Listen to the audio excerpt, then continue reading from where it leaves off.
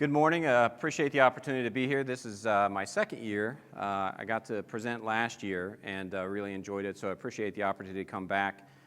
I've titled my presentation Cool Stuff Plus Data because last year it was mostly cool stuff. So this year I want to talk about augmented reality and virtual reality and how we're transitioning from testing and proof of concepts into real business results, and I think should be beneficial. And we'll also get into the tech and how it works a little bit. By the way, we have one of our students, Jordan, is out in the hall doing demonstrations, so if you'd like to see the tech in action, you can visit her right outside the door. So first of all, Terry, thank you very much for the opportunity. I really appreciate it. We're only a 75-person company, about 5 years old, but we have a very similar sort of commitment to education. We do 3 full-ride scholarships for women in engineering at Wright State University in Dayton, Ohio, so really appreciate it. I know it's important. Thank you. All right, so just a quick bit about us. As Deb mentioned, I've started a couple of different companies. It's funny when I was getting out of graduate school about the same time that Google and Amazon were starting to happen, and I had some background working in retail, which means a grocery store at 11 at night to 7 in the morning during school for 4 years. And I kept looking at those receipts, and I kept thinking, God, these are so terrible. It'd be really interesting if we turned them into something valuable. And so our insight was, if we used all the data about people's purchase activity, you could make the receipt valuable. We didn't know they would get so long, so I feel like in some ways I'm sort of making amends to the retail industry. So Marxent, as I mentioned, we're a 5-year-old company. There are a lot of companies in augmented and virtual reality focusing on gaming and entertainment. Because we had our background in retail, my brother and I wanted to focus in that particular space. So we focus specifically around the home industry. So for those of you that are in other industries like fashion, I'll have to ask you to sort of, create your own analogs and extrapolate the experience. But our major investor is Quicken Loans, a guy named Dan Gilbert who owns the Cleveland Cavs, and so that's sort of given us our foray into the home space. And I'll talk a little bit about, which industries AR and VR are likely to graduate to. So one of the really interesting, that term omnichannel, one of the really interesting things about any technology that comes into retail, right away that it's going to have to be omnichannel in order to scale. And so, thank God we had that insight from our first company, that we knew when we built this platform that we needed it to scale across channels, or retailers were going to look at it as a single point solution and would eventually be outpaced by a competitive solution. So the world of 3D, how do you design and create consumer experiences, are going to be on the web, on browsers. We already have things like product spins online, a couple of different efforts over the last years on that. Mobile, with augmented reality, the ability, and I'll talk a little about how it works, to use a camera to project content into digital space, plus VR, plus 360 panoramic experiences. And so we're already seeing that happen. Retailers are already very smart about other purchases they've made in digital and don't want to buy something that just works in store, or don't want to buy something that just works online. So just to set a little bit of context, I've got a couple of videos here. So the first video we're going to roll is going to show some examples of AR and VR, so we all are looking at the same thing.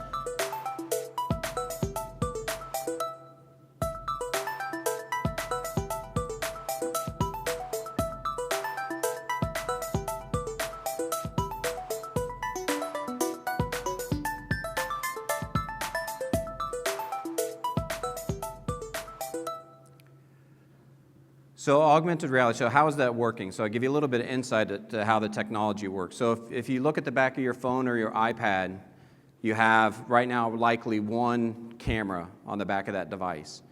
What all the major manufacturers from Google to Samsung to Apple are all working on are devices with multiple cameras. I think the newest iPhone has multiple cameras.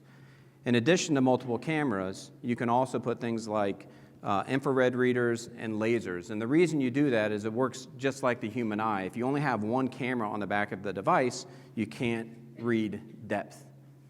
And so these new devices will allow you to get millimeter level accuracy with the ability to project digital content into physical space. They'll even allow you to do more than that, like scan your entire room and create a 3D model of a space that you're in. They'll ultimately allow you to do things like take a chair and walk around the chair and create a real-time 3D model of that object and upload it like a file into an app or online. And so the world of being able to sort of take physical objects and pull them right in. So imagine you're out shopping, you like a couch, you could scan it, bring it home, and then put it in your room.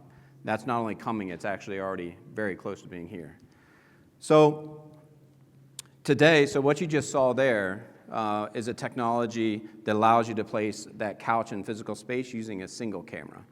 And that's sort of been the focus of our lives for the last 5 years, which creates you're creating a complex algorithm that manages the accelerometer in the device. So it's watching, where the device is located. It's looking at the compass to get general direction. It's calculating or estimating how far off the floor that device is. And then it's redrawing that 3D object in the physical space in 30 frames a second. You can't see it with your eye, but it's actually redrawing it real time like a movie. And so there have been major investments in this space. And the other really interesting thing is you saw that couch, it looks pretty real. That's been a very hard thing to do up until recently because most 3D models, if a lot of you do like photo replacement using 3D models, for advertising, those 3D models are made up of like millions of what are called polygons or triangles. It's like the mesh of the object. But in order to create that 3D model in a mobile device like an iPad, it has to be only about 100,000 triangles, so about 10 times less. So if you have fewer triangles, you can't get the same realism. So the whole industry over the last 3 or 4 years has been working on how to get these low, lightweight models looking very real with lighting and texture. And I'll talk about some of the supporting companies like Unity that are helping us do that. So what we've learned so far, and towards the end of the presentation, I'll make you wait a little bit. I'll show you some data about AR interactions and how they help consumers buy. But what we are learning so far is that really like putting that couch in your home space is not much different than looking at a photo or a video. It's just sort of the third step. It's just another way to engage with that product. But then what we find is, especially in the home industry, people want to go from that individual product to actually designing their entire room. And that's so VR is kind of the next step beyond what AR and looking at a single product. So what you're going to see now in this next video is taking that same iPad and dragging and dropping 3D products into a room and then being able to immediately put on a headset and be in that room in real time. And we had a reporter one time call it Minecraft for moms, which I thought was pretty funny. I'll talk through this one a little bit to give you some context.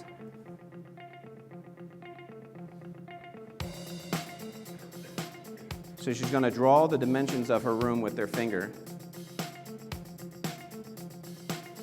change ceiling heights, and within seconds turn a 2D image into a 3D image. So immediately she has her own 3D home that she can engage in.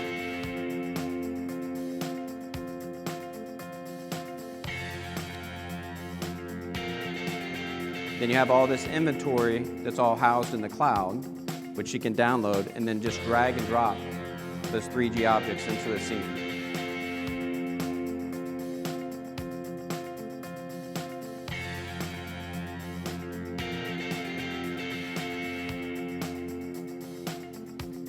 What's interesting, what we see in AR is that session times are usually 1 minute to 3 minutes looking at the individual items, but session times in this kind of application where you're actually designing your space can be hours and hours and hours.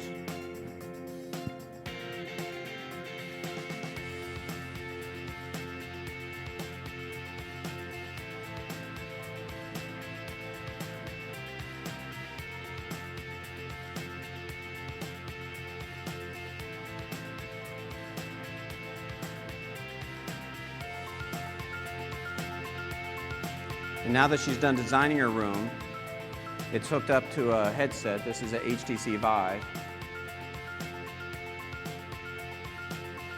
And now she's physically in her room.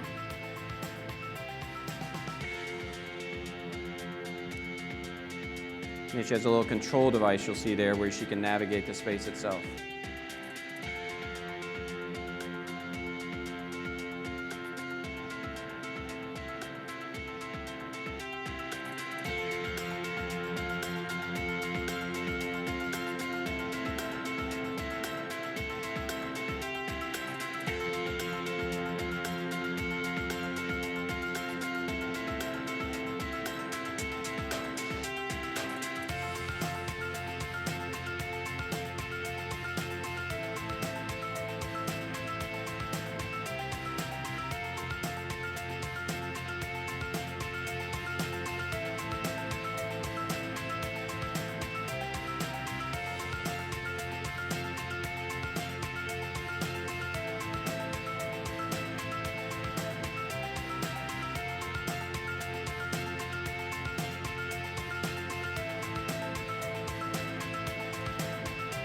All right, so what do you think, this is obviously a trick question, what do you think the average age is of a person who will typically engage in that kind of AR, VR virtual experience? Age and gender, you want to guess? 30, male, female? And what have a background in gaming probably, or interest in digital? No? No. So I'm going to share the very first person to buy a kitchen in a retail environment was a guy named Sid Ballum, who is 80 years old. And so I think that's the next one. Yeah, so this is Sid. So what was really interesting, and for all of you in companies, after our first company, I went and worked for this company called Catalina, and my job there was to head up innovation. And so they were sort of a single product company, and I was trying to get them into digital and other verticals. And we had so much data, but it was so hard to get people who, if you've heard the phrase confirmation bias, it means people who, they believe something. Getting them to believe something different is incredibly difficult to do. They'll avoid every bit of information they can look at to not believe the new data, and they'll over-index on looking at data that supports their position. And so one of the ways to get around that confirmation bias is testimonials and videos. And so whatever you do in the rest of your career, I'll give you a great piece of advice. Present data, show a video of that example user. It changes people's minds very quickly. And so when we had some folks at Lowe's Home Improvement who just couldn't believe that this older generation was going to be interested in VR, Sid saved the day. So let's roll that video.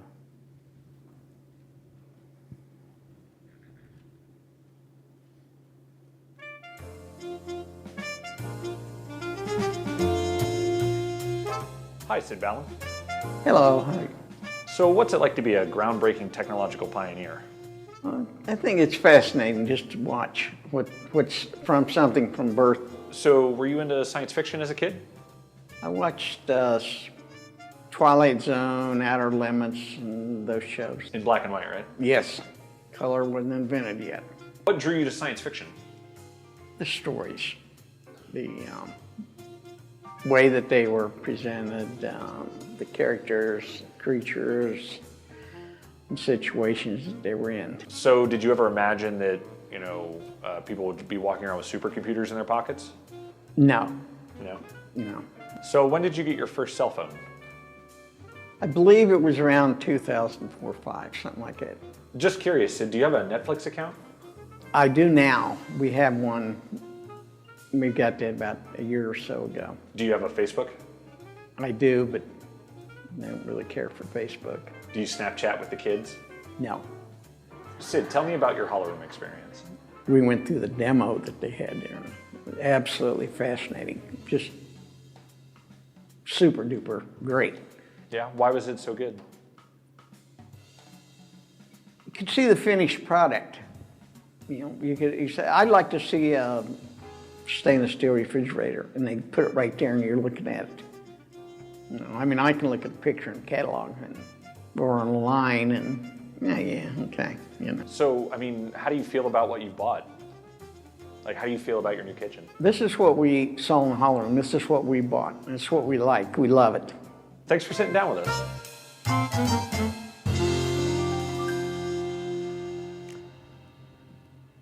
If you can infuse a little humor, we find the videos are watchable too. So, all right, so one really interesting thing that we didn't anticipate, and think about the story of Marla and Barry Beck. By the way, my brother's name is Barry, so we were all very confused about all the names. But one of our other set of clients are home builders.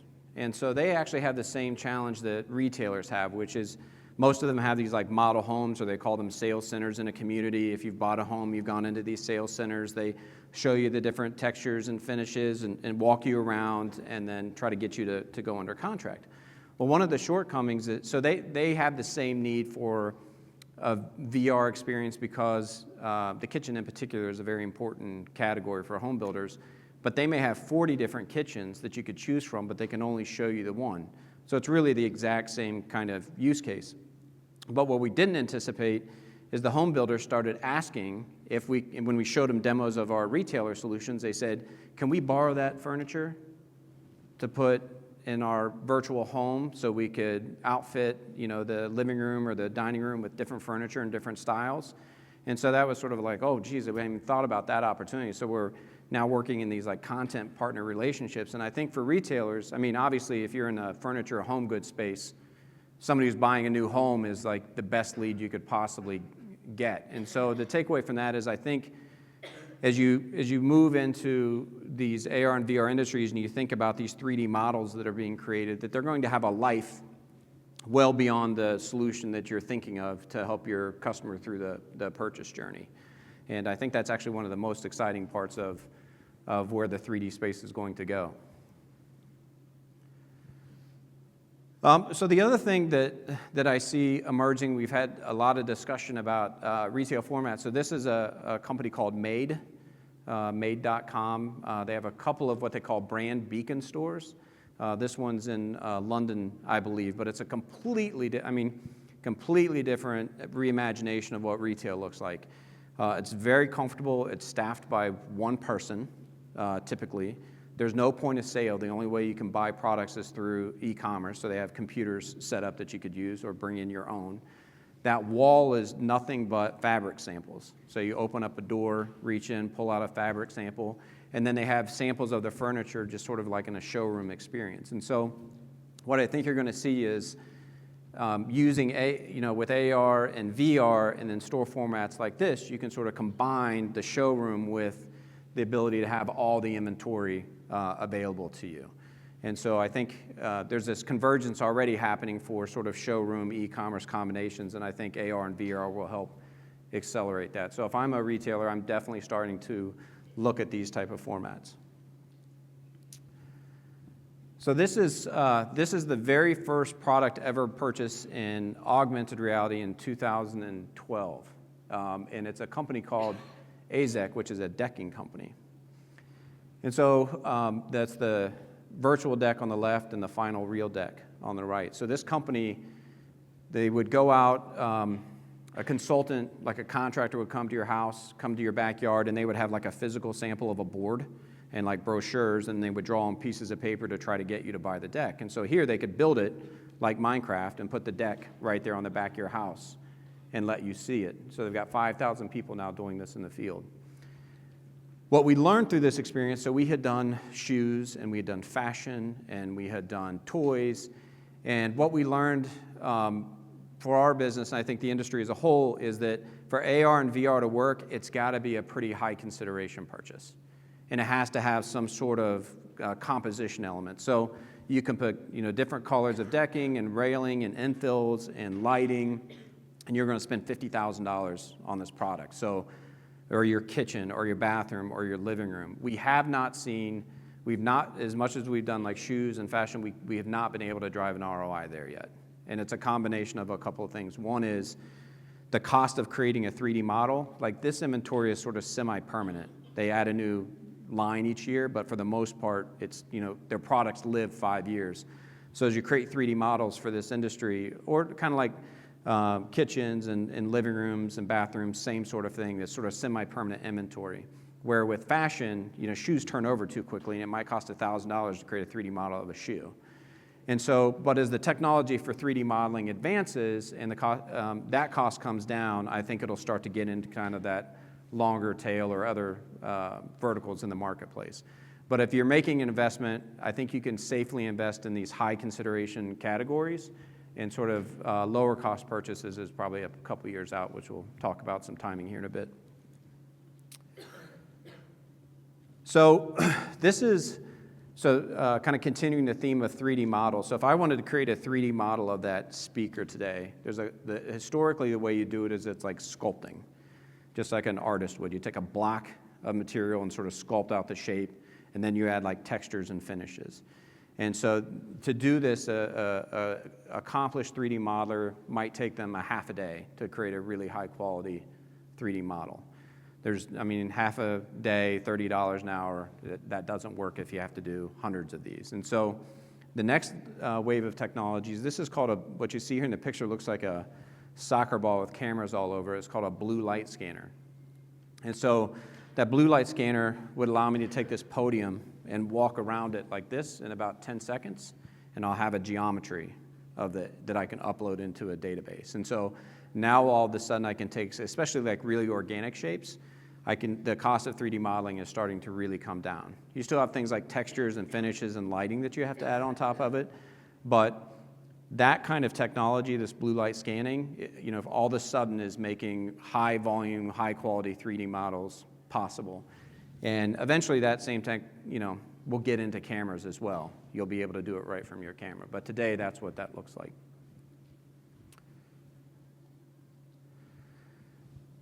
So one interesting thing about VR that we didn't anticipate was that, like if you go to like a designer and she sits down and designs a space for you, she might tell you that the appropriate distance between a couch and a coffee table is 2.5 feet.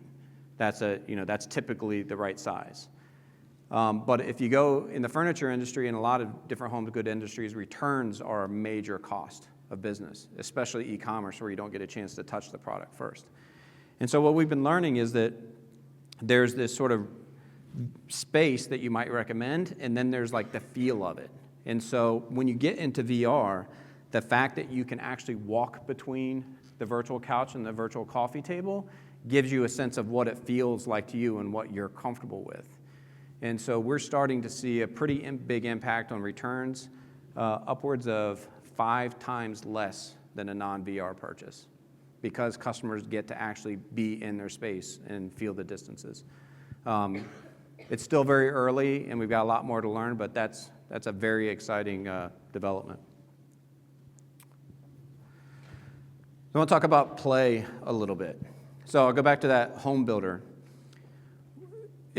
So I was meeting with the chief marketing officer of a home builder, and she was just adamant that one of the most important things during the home buying process is that they didn't want the customer to have too many choices. I wanted to get them under contract as quickly as possible, and then I wanted them to go to like a design center to make all their final choices.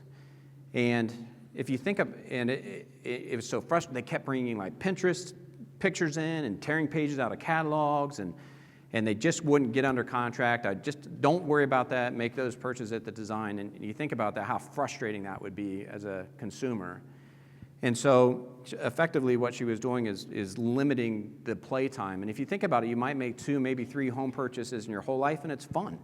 Like how often are you gonna like decorate your living room? And so, and it was they're going to MacGyver away to play during that process. And so I think one of the other things this technology will do is take some of that play time. Imagine if a salesperson at a home center said, well, you know what, hey, take this iPad or download this app and go home and play to your heart's content.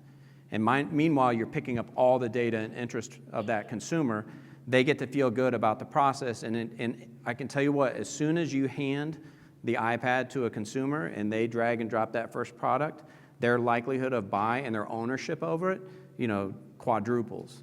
Just, anytime you design anything, you're sort of reinforcing your own point. And so I think the other thing these technologies will do is give consumers an opportunity to play at home and they'll get a chance to sell themselves, as opposed to sort of, if you go into a furniture store, they're very quick to try to get you to make a decision. I think this will actually make it a much more pleasurable experience, kind of like the Blue Mercury example.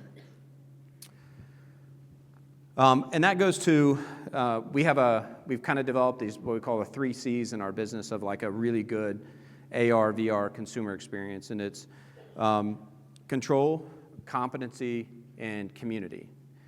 So the first one in control goes back to this idea of who's using the experience. And so the analogy I like to use is that we've all traveled, you go to an airport and you need to change a ticket.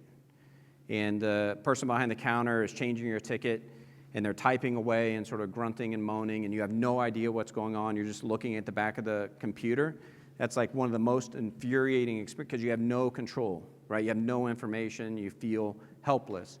And you feel that same way when you're designing a kitchen or somebody, you just don't feel like you're part of the process. And so as soon as you give the customer control, their likelihood of being happy about the experience and making a purchase goes way up. So anything you do has to be easy to use and it has to be very intuitive. It can't be a professional level kind of design experience. The second is competency. And so this is sort of borrowed from the gaming industry. If you guys are gamers, or even if you play, like Temple Run, you notice that the games start off like very easy. There's a reason for that, which is they don't want to make you feel stupid.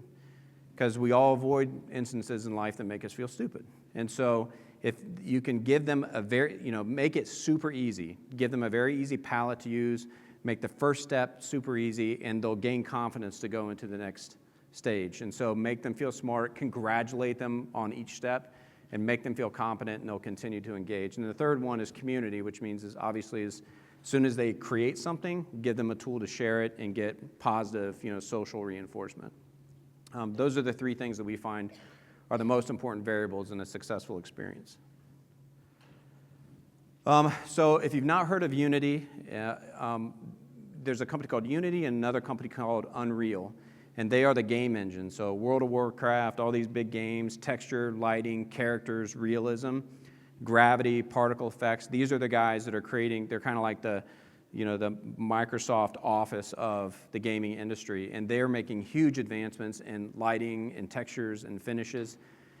We're not very far away from an experience that you can build in a gaming environment like Unity where you can do a screenshot and it will look like a photo. So the takeaway here is anything that you invest in, make sure that there's an infrastructure and a corporate industry behind it that's also advancing. And so Unity, Unreal, you don't want something that's isolated from the rest of the marketplace. It's because they're investing billions in these platforms that are advancing the AR, VR space. Let's see here. So one really exciting development, so if I'm trying to control the camera on my device today, I have to have an application installed on my iPad or my iPhone, which means if I'm selling furniture online and I want to create one of these AR experiences, they have to download the retailer app. But I think that's going to go away. Companies like Google, Apple, Firefox will be investing in browser technology that will allow you to control the camera on your device, which means I could be on an iPad, shopping at Macy's.com, hit view in my room, and see the object because I can control the camera. There'll be some new customer permissions that'll be required there and some learnings, but I think that's a moment in retail that I'm watching for. As soon as you can control the camera from a browser, AR is going to be it's just going to take off immediately because the barrier of downloading the app will go away.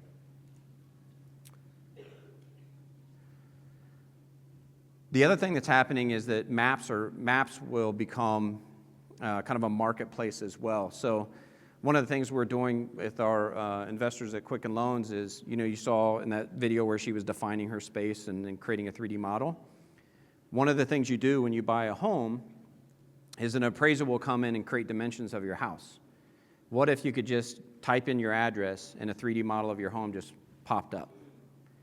And so we're not very far away from being able to, everybody will have a 3D model of their home kind of like an asset that'll probably move on from owner to owner. So not only design, but also outdoors. So I think that the 3D home experience will start to become an e-commerce experience. You'll think, oh, I'm going to shop for my home, but let me go into my 3D home and shop from there.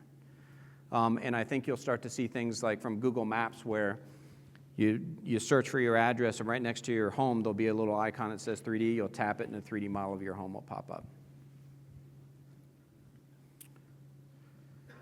All right. This is Harry Potter and his invisible cloak.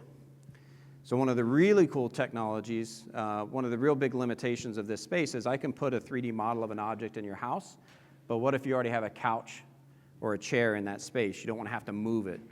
So just like Harry Potter and his cloak, the next technology coming out is called Diminished Reality, which allows you to hold a device up, circle an area, and it will it'll delete that object by taking content from around it and sort of estimating what it should look like. So we can now delete a couch in camera view, like in the video view in real time. That's probably going to come out sort of middle of next year in like beta form. That's another sort of inflection point in the industry where this will be very possible. So this is Amazon, the elephant in the room. So I made him cute, so it wasn't as intimidating.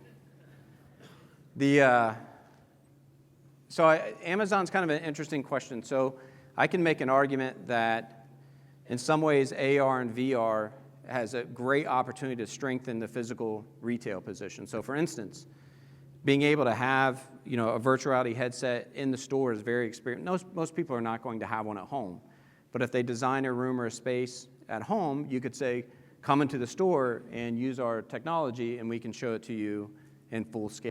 So I can make a pretty good argument that this is going to reinforce this sort of experiential, fun, entertainment, retail experience.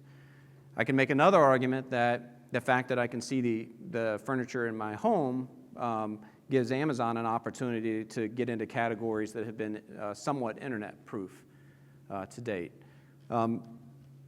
You're hearing out there that Amazon is starting to invest in small showroom footprints and formats, and so I have to imagine that they're having very similar testing and thoughts. So here's some data.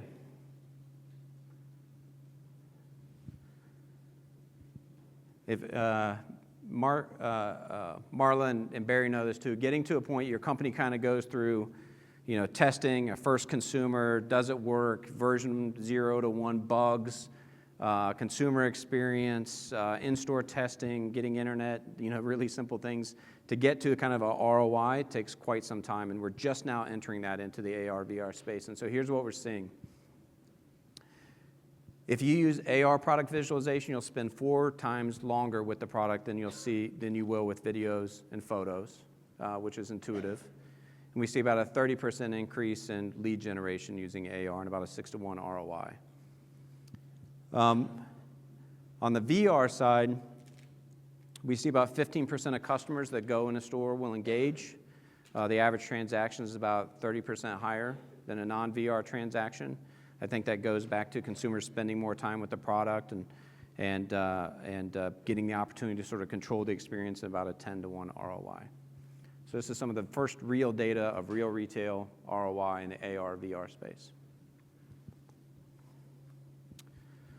So along those lines, I'll leave this and answer a few questions on. So here's what I see is last year was really about functional testing. Do consumers want it? Will it work?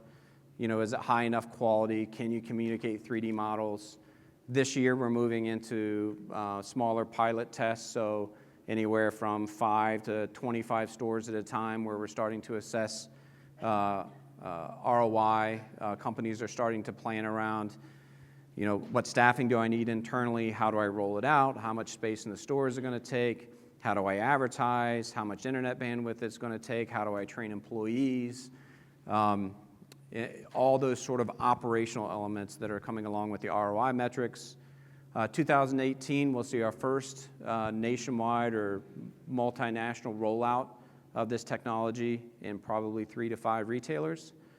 2019, that'll transition into smaller store formats along with the VR, with that confidence built from the first mover period. And then 2020, we'll see it in 20 major retailers nationwide. My best guess. Good. All right, well, thank you very much. I appreciate your time. I hope this was useful and happy to answer some questions.